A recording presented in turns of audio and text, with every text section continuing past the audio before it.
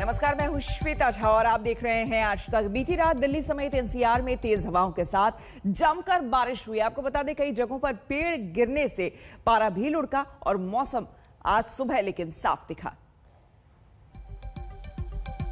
आपको हम बता दें कि कल बीती रात यानी कि दिल्ली एनसीआर के कई इलाकों में झमाझम बारिश हुई है। मौसम तो सुहाना हो गया क्योंकि तेज बारिश हो रही थी, लेकिन उससे पहले आंधी भी आई कई जगहों पर। लेकिन तेज आंधी की वजह से बड़े बड़े पेड़ उखड़कर जमीन पर गिर गए, जिसकी वजह से राहगीरों को भी परेशानी हुई। जो देर रात आ रहे थे उन्हें भी परेशानी हुई। हालांकि सुबह की अगर हम बात करें तो सुबह अब मौसम खुल चुका है, लेकिन ये जो तस्वीरें आप देख रहे हैं ये बीती रात की आप देख रहे हैं। और देखिए किस तरह से यहां पर पेड़ को बीच रास्ते से हटाने का काम किया जा रहा है दिल्ली पुलिस की तरफ से, क्योंकि बड़े बड़े पेड़, इतनी तेज आंधी थी कि बड़े बड़े पेड़ उखड़कर सड़कों पर आ गिरे। और आज सुबह भी कुछ ऐसी ही तस्वीर देखने को मिली।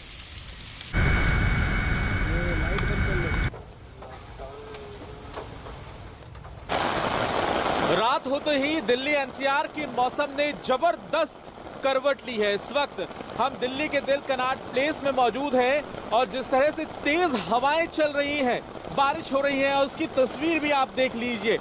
देर रात से ही कई इलाकों में तेज हवाएं चल रही थी। कई ऐसे इलाकों से भी खबर आई दिल्ली एनसीआर के जहां पर धूल भरी आंधी चल रही थी, लेकिन रात होते होते मौसम ने फिर करवट ली और अब तेज बारिश ने दिल्ली एनसीआर को पूरी तरह भिगो दिया है। मौसम विभाग का यह अनुमान था कि अगले कुछ दिनों तक रुक रुक कर इसी तरह से मौसम में बदलाव देखने के लिए मिल सकता है। तो खास तौर से इस वक्त जहां हम मौजूद हैं उसकी तस्वीर तो हम आपको बता ही रहे हैं, लेकिन जो दिल्ली एनसीआर का इलाका है, उत्तर प्रदेश है, हरियाणा है, यहाँ पर भी मौसम के बदलाव की संभावनाएं नजर आ रही है। लेकिन इस बीच जिस तरह से तेज बारिश हो रही है और कई इलाकों में धूल भरी आंधी चलने के बाद कई ऐसी खबरें भी आ रही हैं कि यहाँ पर तेज बारिश शुरू हो गई है। तो तस्वीरें हम आपको दिखा रहे हैं, सड़कें पानी से चमक रही हैं और तेज बारिश लगातार हो रही है। तो इस तरह का मौसम दिल्ली एनसीआर में रात भर देखने के लिए मिला है और सुबह भले धूप से स्वागत हो जाए, लेकिन शाम को एक बार फिर से दिल्ली को इसी तरह की धूल भरी आंधी और बारिश का सामना करना पड़ सकता है। कैमरामैन रविकांत के साथ पंकज जैन, दिल्ली आज तक। और कोरोना के लॉकडाउन ने बहुत सारे लोगों का रोजगार छीना है, बहुत सारे लोगों की नौकरियां गई है, लेकिन कहते हैं ना, जान है तो जहान है। कोरोना से बचाने के लिए लॉकडाउन लगाया गया। मध्य प्रदेश के भोपाल में लॉकडाउन से एक पिता की नौकरी गई तो बाप बेटे साइकिल पर मास्क बेच रहे हैं। हालांकि अब मध्य प्रदेश में अनलॉक की प्रक्रिया शुरू हो गई है, तो उत्तर प्रदेश के 20 जिलों में भी आज से अनलॉक हो रहा है। लेकिन उत्तर प्रदेश और मध्य प्रदेश दोनों ही अभी कोरोना से डरे हुए हैं।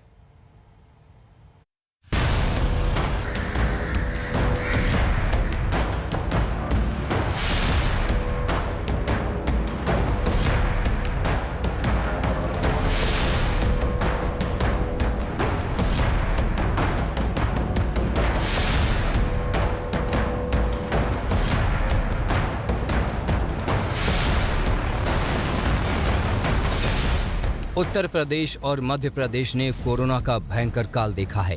तड़पते मरीज, जूझते परिजन। कोरोना ने इन दोनों ही राज्यों को झकझोर कर रख दिया।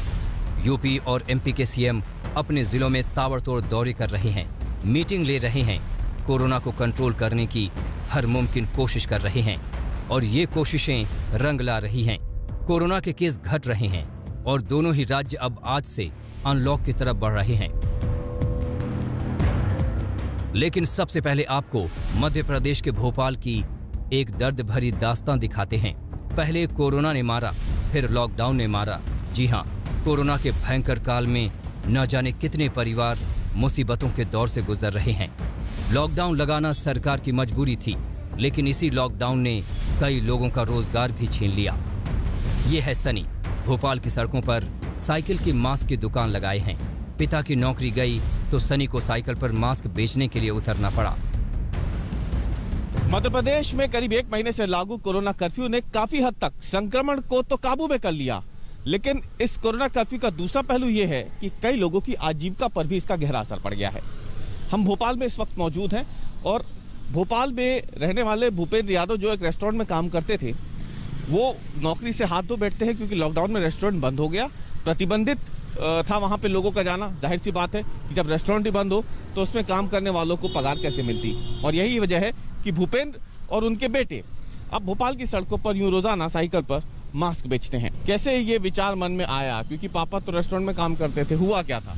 सर कि जैसे लॉकडाउन लगा तो पापा जी का रेस्टोरेंट बंद देगा, घर में थोड़ी बहुत प्रॉब्लम आने लगी। इस चक्कर में पापा जी बोलते हैं कि अब तो क्या करें, लॉकडाउन लग गया और काम धंधा तो बंद हो जाएगा, घर की स्थिति बदलने लगी, बेकार होने लगी। तो पापा जी बोलते हैं कि इससे अच्छा अपन मास्क की दुकान खोल लेते, और कुछ तो कर नहीं सकते इस लॉकडाउन में।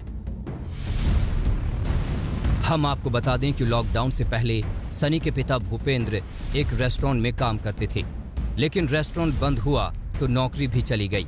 अब भूपेंद्र भी भोपाल में सड़क पर मास्क बेच रहे हैं। साल भी अपन परेशान रहे तो इधर उधर से कर्ज लेके अपन ने घर का खर्चा चलाता रहा। अब इसके बाद इस साल तो कोई देने का, पिछले साल का अपन दे ही नहीं पाए, तो इस साल कोई देने को तैयार ही नहीं। तो अब ये नौकरी वोकरी सब कुछ छूट गई थी, तो क्या करें, मजबूरी थी, तो अपन ने मास्क की दुकान लगाया जिससे अपना खर्चा पानी चले। एक कर्ज मांगने वाले क्या कर रहे हैं? कर्ज मांगने वाले बोलते भाई थोड़ा थोड़ा करके दो, कैसे करके दो, हम भी परेशान हैं। अब ठीक है, लिया हूँ तो देना तो है। अब वो थोड़ी देख रहे हैं कि हमसे ज़्यादा ये परेशान है। अपन ने जब तक होटल में नौकरी करता रहा तो ठीक था, अब जब छूट गया सब तो क्या करें। अब मध्य प्रदेश में आज से अनलॉक की प्रक्रिया शुरू हो गई है। सरकार ने अनलॉक की राज्य स्तरीय गाइडलाइन सभी जिलों की क्राइसिस मैनेजमेंट समूह को भेज दी हैं। इसके मुताबिक प्रदेश में किराना दुकानें खुल रही हैं। स्कूल, कॉलेज, सिनेमा हॉल और शॉपिंग मॉल अभी बंद ही रहेंगे। राज्य में शनिवार रात 10 बजे से सोमवार सुबह 6 बजे तक कर्फ्यू रहेगा।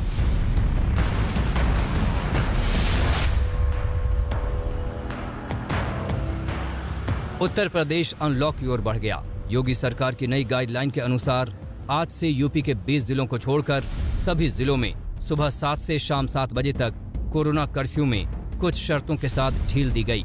शनिवार रविवार साप्ताहिक बंदी के साथ नाइट कर्फ्यू जारी रहेगा। 600 से अधिक कोरोना केस वाले जिलों को फिलहाल अभी कोई छूट नहीं दी जाएगी। मेरठ, लखनऊ, सहारनपुर, वाराणसी, गाजियाबाद, गोरखपुर, मुजफ्फरनगर, बरेली, गौतम बुद्ध नगर, बुलंदशहर, झांसी, प्रयागराज, लखीमपुर खीरी, सोनभद्र, जौनपुर, बागपत, मुरादाबाद, गाजीपुर, बिजनौर और देवरिया में फिलहाल कोई छूट नहीं है। जहां छूट दी गई है वहां अंडे, मांस और मछली की दुकानों को पर्याप्त साफ सफाई तथा सैनिटाइजेशन का ध्यान रखते हुए बंद स्थान या ढके हुए खोलने की अनुमति है। कोचिंग संस्थान, cinema, gym, swimming pool, club और शॉपिंग मॉल पूरी तरह से बंद रहेंगे। भोपाल से रविशपाल सिंह के साथ शिवेंद्र श्रीवास्तव, लखनऊ, आज तक। और अब बात देश की वैक्सीनेशन नीति पर, जिस पर लगातार सवाल उठ रहे हैं। राज्यों ने वैक्सीन की खरीद पर अपने हाथ खड़े कर दिए हैं। उनका कहना है कि वैक्सीन केंद्र को ही खरीदनी चाहिए और इसे बांटने के लिए राज्यों को देना चाहिए। केरल के मुख्यमंत्री पिनराई विजयन ने 11 गैर बीजेपी राज्यों के सीएम को चिट्ठी लिखी है और वैक्सीन की खरीद के लिए केंद्र पर मिलजुल कर दबाव बनाने की बात कही है। उधर सुप्रीम कोर्ट में भी वैक्सीनेशन नीति पर केंद्र से तीखे सवाल पूछे गए हैं।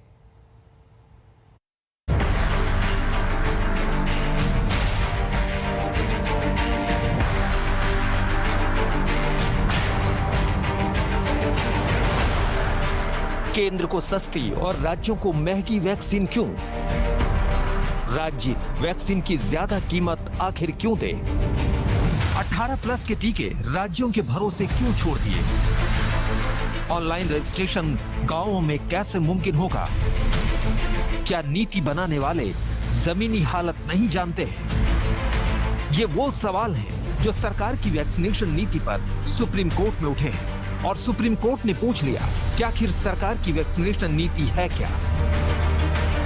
क्योंकि वैक्सीन खरीद के लिए राज्यों को एक दूसरे से कंपटीशन में लगा दिया। नगर निगम तक वैक्सीन खरीदने के लिए ग्लोबल टेंडर जारी कर रहे हैं। क्या यही केंद्र की नीति है? केंद्र सिर्फ 45 साल से ऊपर के लोगों के लिए टीके खरीद रहा है। 45 साल से नीचे की आबादी के लिए टीके क्यों नहीं खरीदे जा रहे?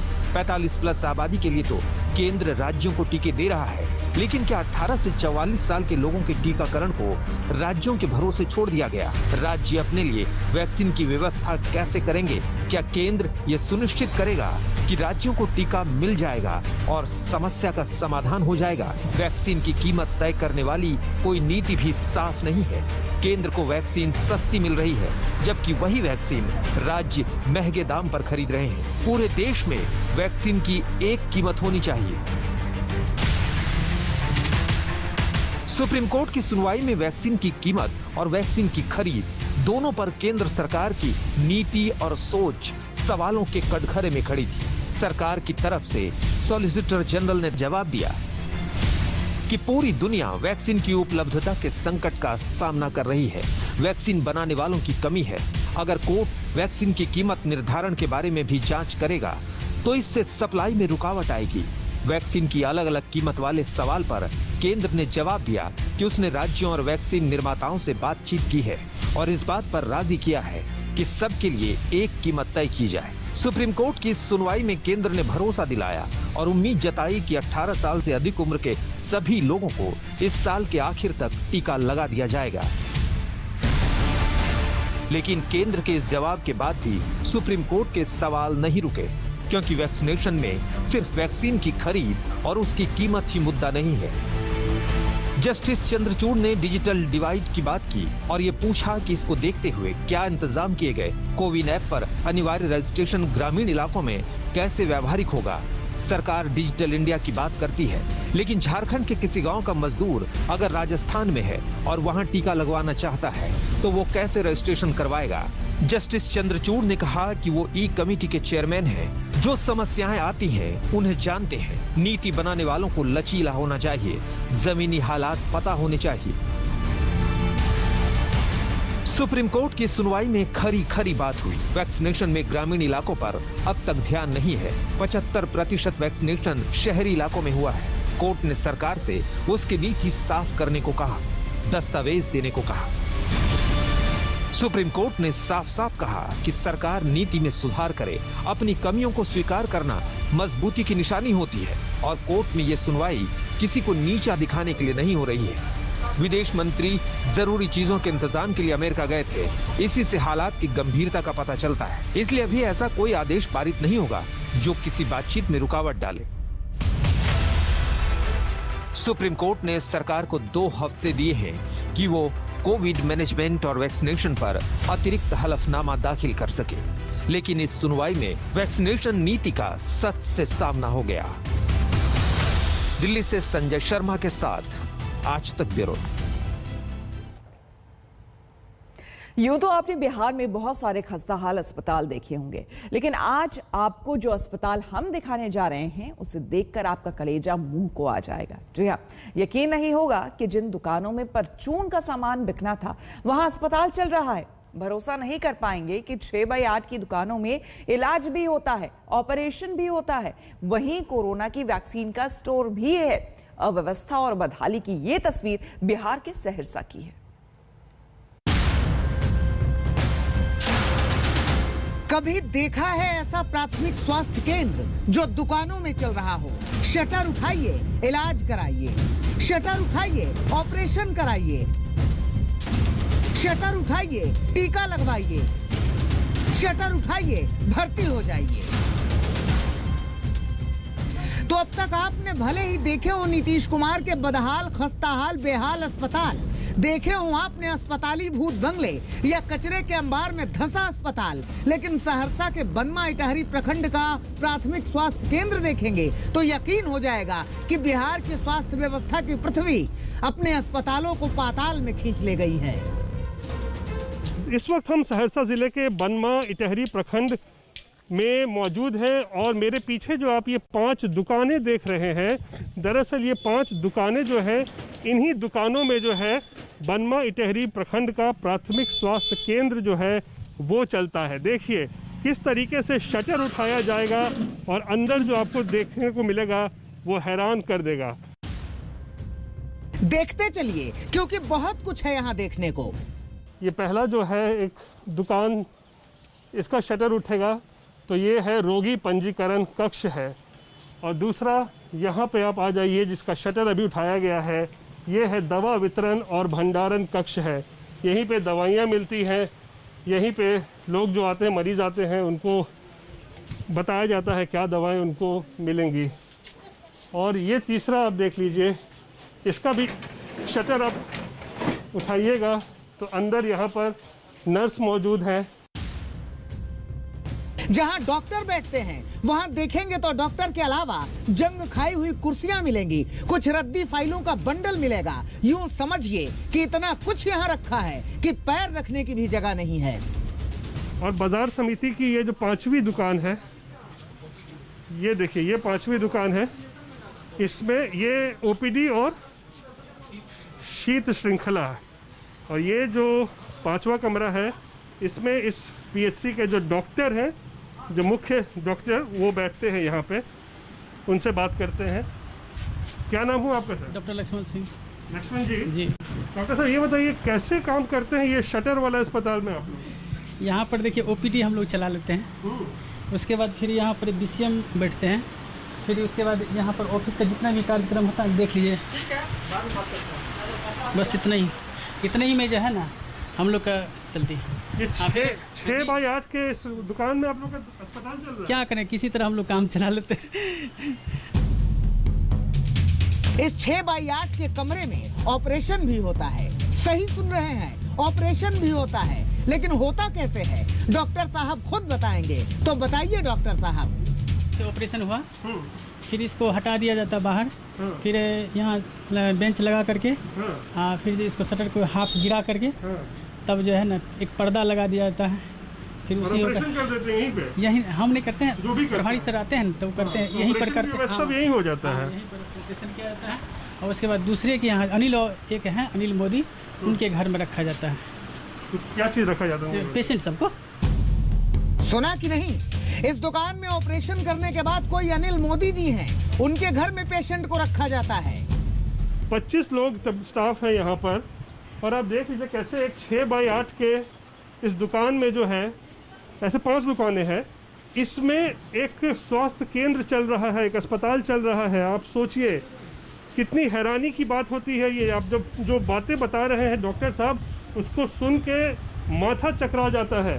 ये जो हिस्सा देख रहे हैं, कह रहे हैं यहाँ तो ऐसे डॉक्टर बैठते हैं, लेकिन जब यहाँ पर ऑपरेशन की ज़रूरत होती है तो ये टेबल हटाया जाता है, एक दूसरा ऑपरेशन बेड है उसको यहाँ लगाया जाता है, शटर आधा गिराया जाता है, पर्दा बनाया जाता है, उसके बाद मरीज का ऑपरेशन होता है।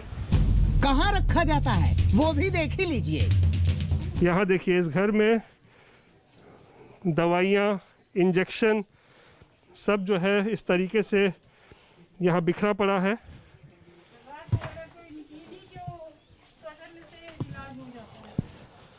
और यहीं पर देखिए, ये जो बेड है यही ऑपरेशन बेड है। अच्छा, ये स्ट्रेचर है। यहाँ देखिए, बोरा भर भर के जो है यहाँ पर सिरिंज और दवाइयाँ यहाँ पर मौजूद हैं। एक निजी आवास है और यहाँ पर अब देखिए किस तरीके से दवाइयाँ, इंजेक्शन, सिरिंज जो है वो यहाँ पर रखा हुआ है। और सुनिए, जहां ऑपरेशन के बाद मरीजों को रखा जाता है, उस निजी घर की मालकिन कहती हैं कि जरूरत पड़ने पर तो वो इलाज भी कर लेती हैं। और थोड़ा बहुत तो हम अपनी यूज, मतलब हल्का फल्का होता है तो हम यहाँ हॉस्पिटल से सब चीज, दवाई सुई टोटल चीज ले लिए हैं। तो थोड़ा सा सर्जरी, कटिंग वटिंग होता है तो बीटाडीन, डिटॉल सब चीज लेके रखे हैं हॉस्पिटल से। उसका हम जहाँ तक इलाज कर देती है, थोड़ा बहुत हल्का फल्का होता है तो कर देते हैं। अच्छा। उसके बाद ज्यादा अगर सिलाई का जरूरत होता है तो जलाल जी को कॉल करके बुलाते हैं, वो आके कर देते हैं। सबसे जरूरी बात तो बतानी ही रह गई कि अस्पताल सुबह 8 बजे से 8 बजे तक ही खुलता है। इसके पहले या इसके बाद में अगर कोई बीमार पड़ जाए तो उसकी किस्मत, जहाँ चाहे वहाँ इलाज कराए, बस यहाँ का शटर न खटखटाए। 8 बजे से 8 बजे तक ही होती है, रात में नहीं, नाइट ड्यूटी यहाँ नहीं होती है। रात में बंद हो जाता है अस्पताल, क्योंकि यहाँ पर टॉयलेट की भी नहीं है व्यवस्था, पानी का भी व्यवस्था नहीं, कुछ व्यवस्था नहीं है, पानी की व्यवस्था नहीं है, पानी है तो टॉयलेट की व्यवस्था नहीं। हाँ, टॉयलेट की कोई व्यवस्था नहीं। प्राथमिक स्वास्थ्य केंद्र के खुलने का समय 8 से 8 इसलिए है क्योंकि यहाँ न पीने के पानी की कोई व्यवस्था है, न टॉयलेट। स्वास्थ्य कर्मी भी बेचारे करें ही क्या। फैसिलिटी नहीं है, ना पीने योग्य पानी है, ना ही लेटरिन बाथरूम है। हम लोग को बहुत दिक्कत होता है। तो कैसे आप लोग मैनेज करती हैं? आपका नाम क्या हुआ? मेरा नाम है जोइस केरकेटा, ANM। अच्छा, कैसे आप लोग मैनेज करती हैं यहाँ पे? अगल बगल जाके सर मैनेज कर लेते हैं। डॉक्टर से सवाल किया गया कि अधिकारी ध्यान क्यों नहीं देते, जवाब भी सुन लीजिए। आते हैं सिविल सर्जन साहब, आते हैं DM साहब, कई बार लिख कर गए हैं, लेकिन होता कहाँ कुछ। आज पूरे तौर पर स्वास्थ्य विभाग लगा हुआ है। धन्य है नीतीश कुमार, धन्य है उनका स्वास्थ्य विभाग और धन्य है उनके अस्पताल। जब भी दिल करे यहाँ आइए और शटर उठाकर बेशर्मी देख जाइए। रोहित कुमार सिंह, सहरसा, आज तक। हम रुकेंगे यहाँ पर एक छोटे से ब्रेक के लिए, बने रहे हमारे साथ, देखते रहिए आज तक।